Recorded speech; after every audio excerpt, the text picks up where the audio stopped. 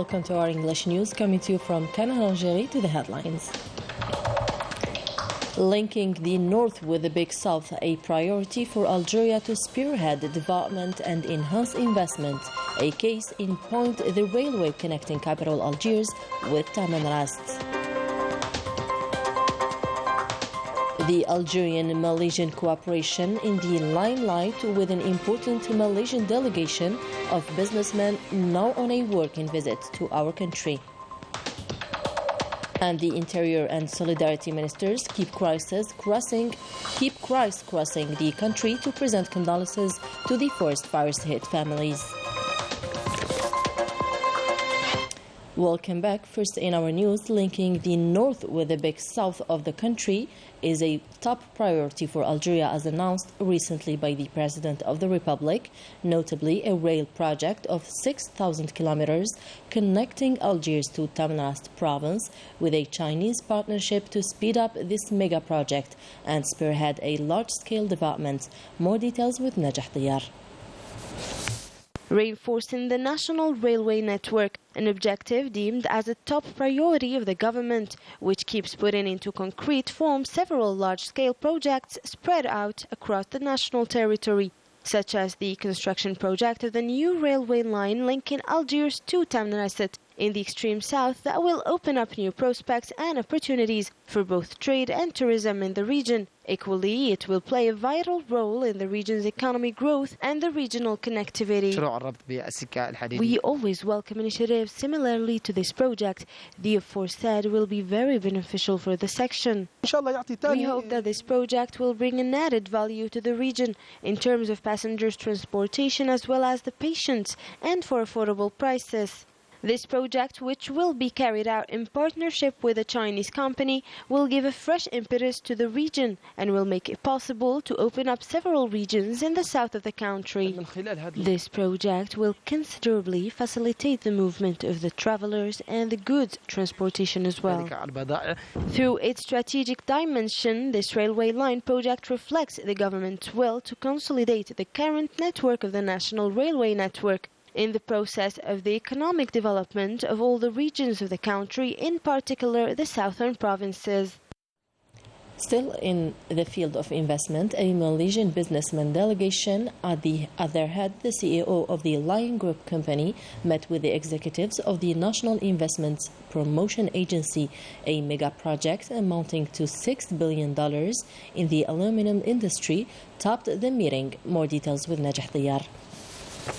Algeria is attracting more and more foreign investors thanks to the new investment law, and companies from all over the world are launching a new project here in Algeria, such as the Malaysian Lion Group company, who visited the National Investment Promotion Agency to discuss their project, which has made great progress, a major project amounting to $6 billion in the aluminium industry that will create thousands of job opportunities. After having learned about the business climate in Algeria, this company has become more determined to carry out 3 major projects, which is why they contacted us to support them in their approach. We have noted that the CEO of this group has taken the decision to really concretize his project that is made up of 3 phases, which will make it possible to create more than 10,000 job positions. The CEO has already started today the procedures of creating his company and to achieve its first project as soon as possible. After we study the Middle East country and the Africa country, finally we selected this country because of the security, the investment environment, and the people accept the foreign investor. Then we find that this is the country we finally selected. The Lion Group company CEO hailed the new investment regulations, which notably encourage foreign investments in Algeria. In its first phase, this project will involve relocating an industrial unit from Malaysia to Algeria, consisting of iron bracketing machines with a capacity of 1,700,000 tons per year, a new pellet plant unit of 4 million tons per year, an alumina smelter of 2,300,000 tons per year, an aluminium smelter of 1,200,000 tons per year, and 2,200 megawatt self-generating power plant. The Interior Minister, Brahim Red, along with the Solidarity Minister, Kautar Kriku, headed to the southern province of Timimun to present condolences to the recent forest fires victimized families.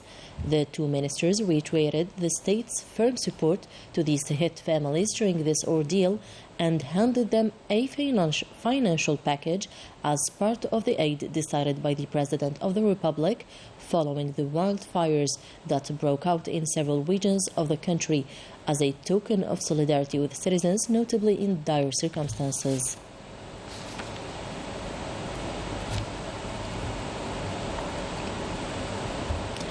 On behalf of the President of the Republic, Abdelmajid Tebboune, the head of the Council of the Nation, Saleh Koujil, presented at the Embassy of Côte d'Ivoire here in Algiers condolences following the death of the former Ivorian President, Henry Konan Bedi, quote, to sympathize with the pain of the family of the deceased and all the people of Côte d'Ivoire, and the hope that through these sincere and brotherly condolences will find greater strength and courage to overcome this painful ordeal, before adding that with the death of Henry Konan Bedi, the Republic of Côte d'Ivoire has lost an experimented statesman and one of its valiant children who devoted their lives to serving their country. End of quotes.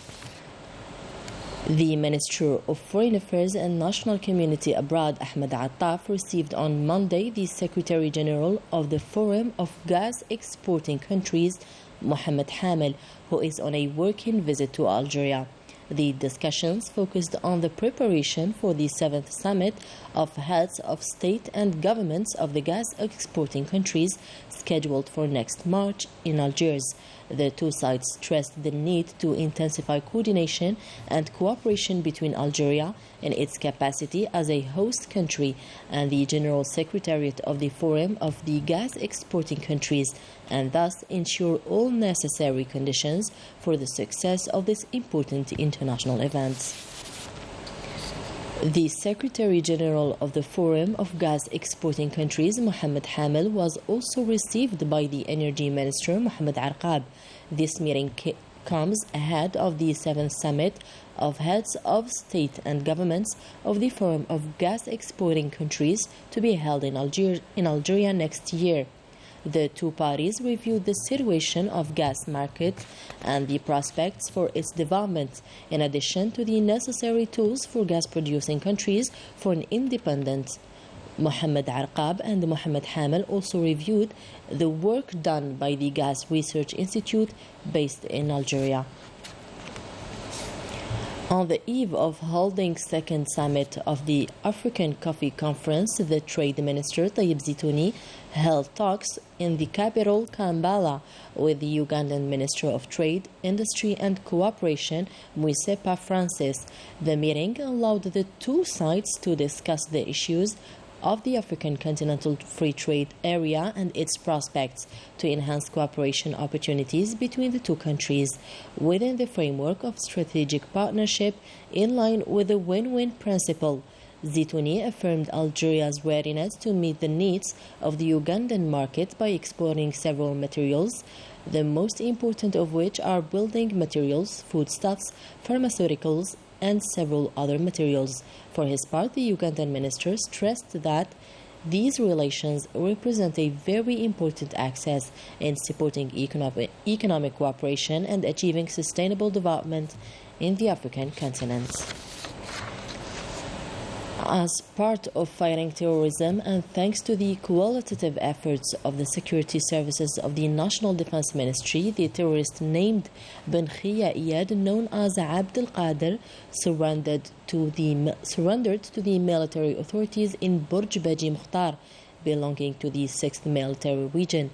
The said terrorist, who joined the terrorist groups active in the Sahel region since 2016, had in his possession one Kalashnikov type submachine gun, one charger, and a quantity of ammunition.